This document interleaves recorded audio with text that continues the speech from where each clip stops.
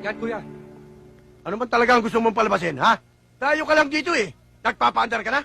Sa dinami-dami ng tao rito, kapatid ko pa tinalo mo? Tinanong mo ba sa kapatid mo kung anong pinagmulan? Hindi na importante yun. Nagkamali ka na sinagasaan. Sarge, pakiusap lang. Baka pwede nating pag-usapan to na maayos sa loob. Huwag kang makialam dito, Connie, ha? Alam ko ang ginagawa ko.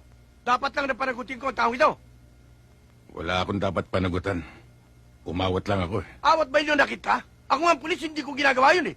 Pulis nga! Kaya gampanan mo pagka-pulis mo! Itong kapatid mo, bantayan mo sa ginagawa niya pananakot, pangungutong at pangugulpit sa mga tao rito. At sinasangkalan yung pagka-pulis mo! Ang ibig mo sabihin kung sinsintor ako? Hindi ba? Puta. Gusto mo itumbak kita rito? Madaling sabihin yan eh.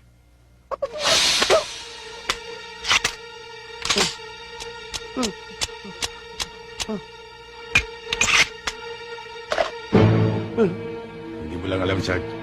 Hindi tayo talo. Oh, bakit di mo sinabi agad?